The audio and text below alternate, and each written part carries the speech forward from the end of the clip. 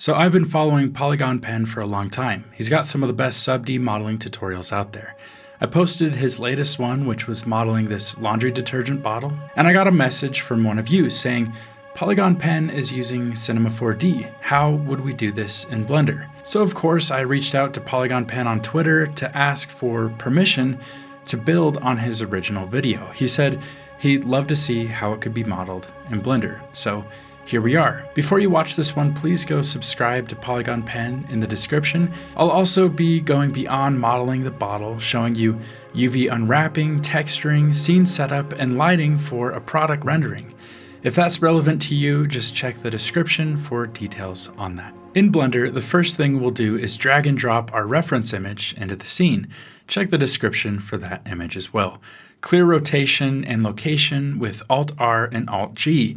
Rotate 90 degrees on the x-axis. We can lower the opacity in the image properties. This makes it easier to see what we're doing. By the way, I do have screencast keys turned on, so if you look at the bottom left of my screen, you can see what buttons I'm pressing at any moment. Add a cube with Shift-A and start to roughly scale and position it.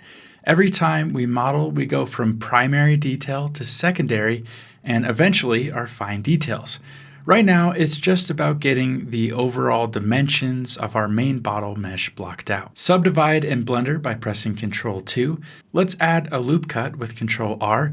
We want to even out the topology so we don't get these extra long and tall faces where we can help it. Jump to face selection mode with the number 3 and let's select and delete the top and bottom faces. We can destructively apply our sub-D modifier with Ctrl A. In this case, we actually want the extra geometry to work with. Now hit Shift S and send our 3D cursor to selected. With this, Shift A and add a lattice. A lattice is kind of like a cage we can place around a high resolution mesh to move it with fewer or low resolution points. Let's just scale it to fit around the bounds of the object, and with the object selected, go to Modifiers and add a Lattice modifier, selecting the new Lattice object as the target. As you can see, we have our cage to control the object's shape. We can add more resolution as needed in the Lattice Properties tab. This is a great way for us to start honing in the shape of our original mesh while getting a smoother result because we're working with fewer points. So I'll just take a minute to eyeball the placement of each set of points. Sometimes you'll find you want the points to have stronger control of the mesh. Maybe the mesh is lagging behind and not totally influenced by the lattice. To adjust this, go back to the lattice modifier and increase the overall strength. You can type in values above 1. As I go, I'm getting to a point where I need more lattice resolution, so back in the lattice settings, I can add that. My reference image is getting in the way a bit, so I'll bring down the opacity even more. Just making some final tweaks here. Once we're happy, we can select the object, apply the modifier with Ctrl A, and delete the lattice. Now things are looking good, but I wish this hole at the top was a perfect circle. To do that, we need to just turn on a tool that already comes with Blender. Go to Edit, Preferences, and the add-on is called Loop Tools. Once we have that, right-click, Loop Tools, and Circle. Now our opening is a perfect circle. I'll just take a moment to adjust the placement and scale to better match the reference. Let's also go through the same lattice process again for good measure. Add a lattice and scale it to fit our overall dimensions.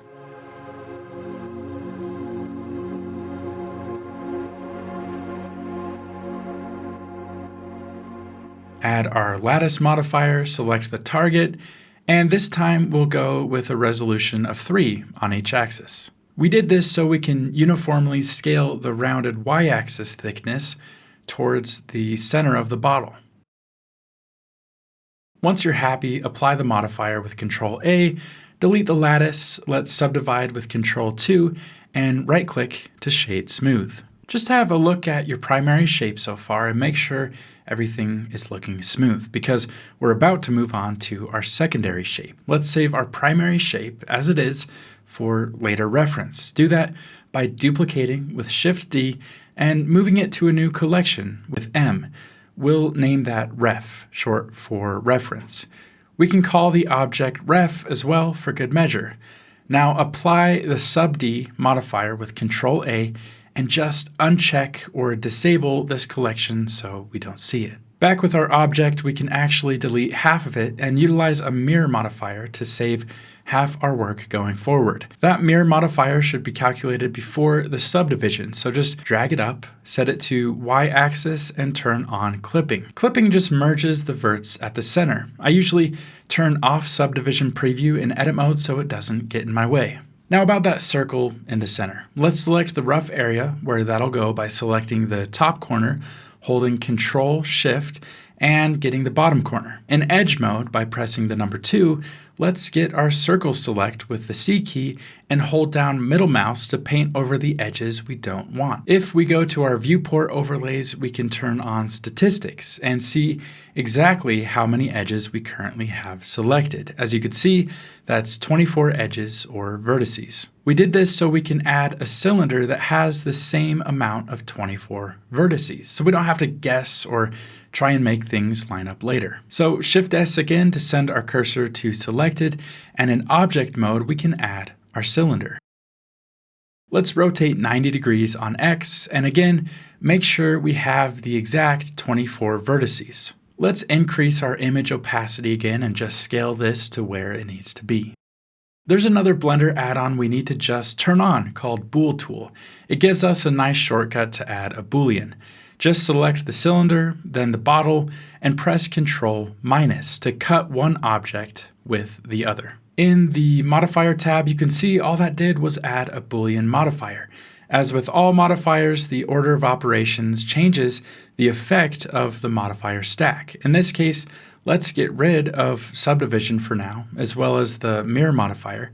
If you get unexpected results like this, try changing the bool solver to fast instead of exact. And there we have our perfect circle cut into the surface of our mesh. So we can now just apply the Boolean modifier with Control A for apply and delete the cutting object. Now in edit mode, our topology needs some fixing up. Go to the Tool Property tab and under Options, turn on Auto Merge. In our snapping menu, let's snap to vertex. Now we're taking any pre-existing point from the bottle mesh and merging or holding Control to snap to the new cylinder mesh that was added in the bool operation. You can tell it's a pre-existing bottle vertex because it'll be attached through edges to other verts in the bottle mesh. It may take just a second to comprehend what's going on here, but play back the video, think it through, and feel free to ask questions. Understanding these concepts is key to moving past modeling basics and getting into your own intermediate problem solving and troubleshooting. We'll inevitably end up with some awkward corners that we'll fix in just a minute. What we're doing here is called topology redirect. It's an essential skill and one that'll take time to develop to get to a point where you can have a mental image of where you need to take things and how to get there. The reason I'm merging on top of the points we got from the cylinder is because we already know those are a perfect circle. Let's say you aren't totally confident you chose all the right points. You can visually check to see if it's in the shape of a circle, but if you really want to double check, you can just add in another cylinder with the same 24 verts and double check to see that there's a point in your bottle for every edge or point in the cylinder. This is just a sanity check for myself, but it looks like we got it right. So delete the cylinder and it's time to start redirecting some of the points we have without an edge on the circle. Just get out the knife tool with K and start drawing in our new edges. Once we draw in the new, we'll dissolve the old with Control X. Again, this is the kind of thing that just takes practice to understand. The principle is we're going for quad topology, and we want that topology or parallel edges within to flow in a certain direction. So I'm cutting in those parallel edges and dissolving anything that disrupts that on the diagonal.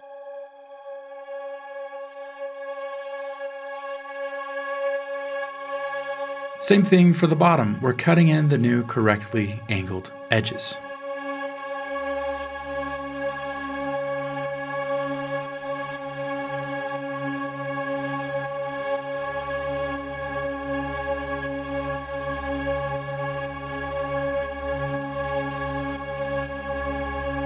Now, before I dissolve what I don't need, I'm comparing the left side to the right.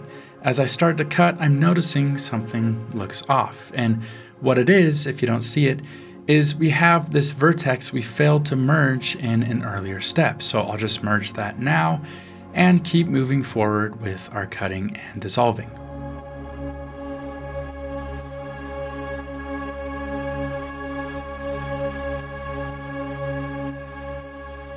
Now everything's redirected, we have a great foundation for not only our primary bottle shape, but now our secondary circle inset. If you look at the side profile of the circle detail though, you'll notice it's a bit jagged. This came about because we prioritized merging onto the cylinder points, which intersected our bottle at various depths. We can just go to our side view with number pad 3 and start to adjust these just by eyeballing them and by hand. When we model, we try and keep things technically exact whenever we can. We use snapping and primitive shapes, like the exact circle shape cut into the cylinder. But remember, this is ultimately an art form, and now and then you'll have to use your own visual intuition to adjust or correct some things by hand. Like any art form, this is another area you've just got to practice and hone over time. For me, after a bit of adjustment, that's looking much smoother. Remember the primary shape, the reference object we set aside earlier. We can enable that, and now we have our secondary detail cut in. We can reconform to that primary shape utilizing a shrink wrap modifier. Just select the reference object as the target. In the viewport overlays, we can enable wireframes to see what's going on. We can turn off the reference collection again, and I'll turn down the wireframe opacity.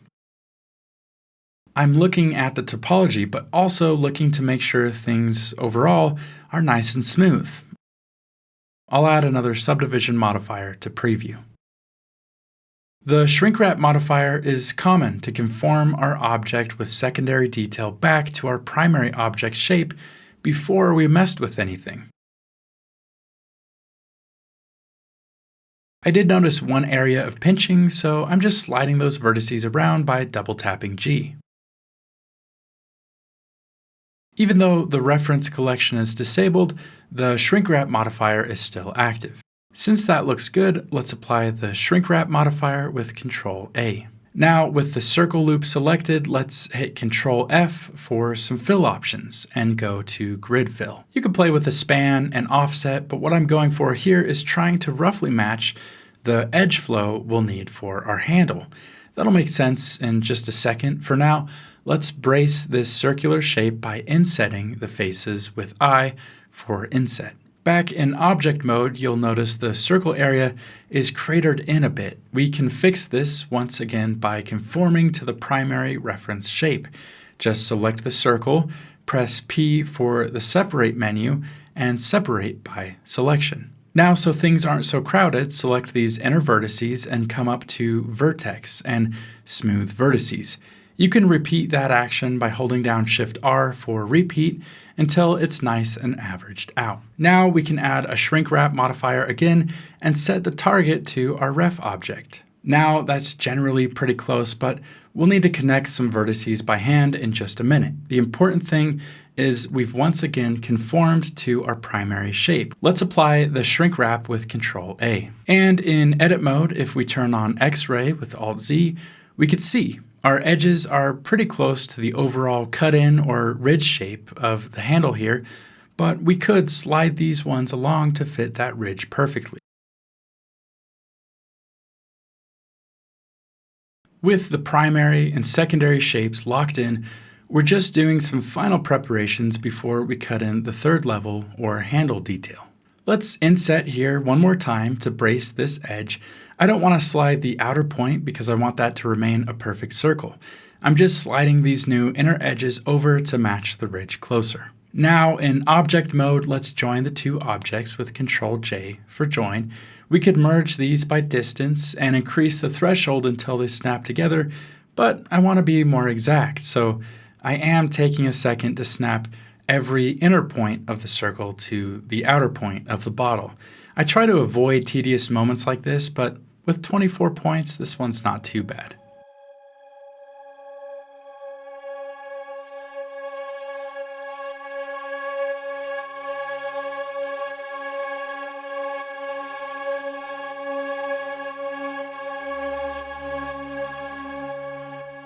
And there we have it. Let's grab the inner circle and finally move it back on the y-axis. Now let's grab where we want the handle to go. Again, I'm just holding down Control and Shift to select the shortest path in between, and let's inset with I. We can delete those faces. Now in the front view, we can start to manually move these points around to conform with the shape of the handle. Nothing to do here but just sit and watch.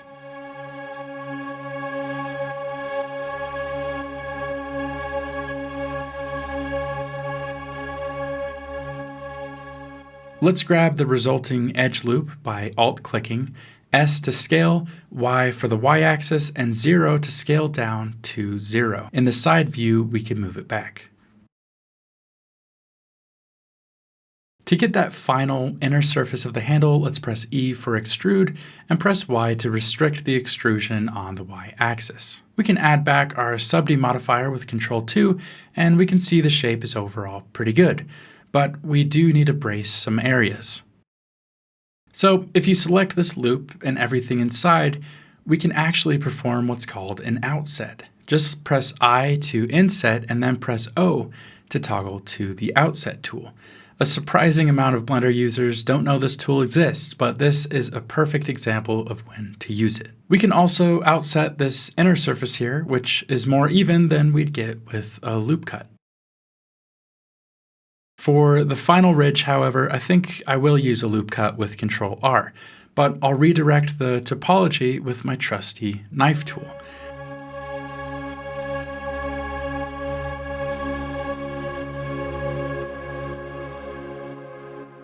Again, we access the pattern of cutting in detail, redirecting, and dissolving what we don't need.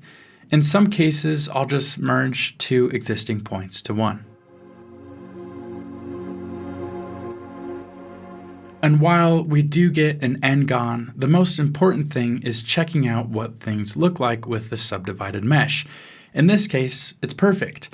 No pinching, no artifacts, so we'll go ahead with a few n-gons. Now we're pretty close to being done. Let's add in a mirror modifier yet again, make sure it's above the sub-D, and enable clipping. You can check out your model. Whenever we add a mirror modifier, it's always good practice to jump into edit mode and just make sure the edges on the mirrored axis are all flat.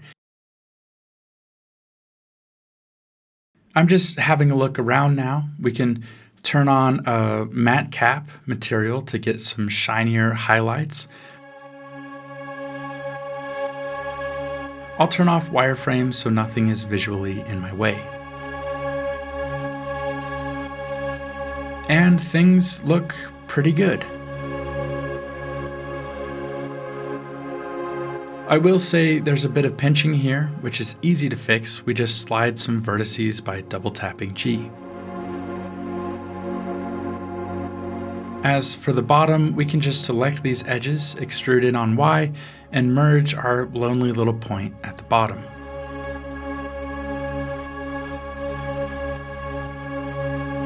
Same exact approach for the top.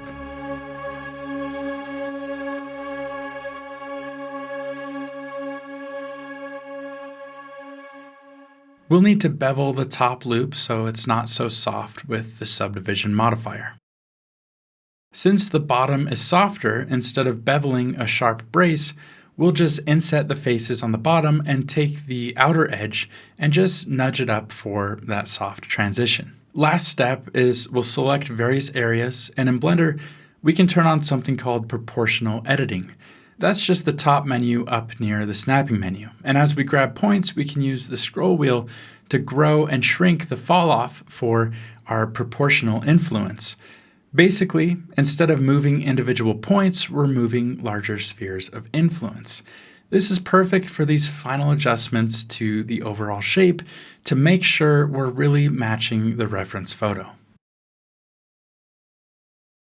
And that's it. We blocked out the primary shape, cut in the secondary detail of the circle indent, and finally cut in the handle. The order we took things and the utilization of smart tools like the shrink wrap modifier have made for an efficient, polished result. All that's left, of course, is to model the lid. And I'll work as I talk, but this isn't as technical, so just watch and enjoy. Now, you may say, Riley, 20 to 30 minutes modeling a laundry detergent bottle, that's a long time for something so simple. So how is this worth it? Can I do something easier, like, say, photogrammetry? And the simple answer is no. For product rendering like this, typically the client is asking for perfect or near perfect surfaces, and something like photogrammetry, although it could potentially be a starting point, would still need retopology, and in the end, 30 minutes is a relatively small investment. But don't limit yourself just to product visualization. The techniques I'm showing you here in Blender apply to a much wider variety of industries. As I start to wrap this up, just another thanks to Polygon Pen for the original Cinema 4D walkthrough on this model, and thanks to you for asking how it'd be done in Blender. Go check out Polygon Pen in the description, his YouTube, his Patreon, and while you're at it, check out my site, rileyb3d.com. I'll be posting this model in the library, as well as eventually a more in-depth training beyond this, where we UV unwrap, we texture, and we get it placed within an environment for some client-style animations. This is something you could use as a jumping-off point for even your own 3D services. It's been a great way for me to make a living, to support my family, and if nothing else, I hope these videos inspire you to try and do the same. Here's one last look at the final model. Thanks for watching. Hopefully I see you in the further trainings, and I'll see you in the next video.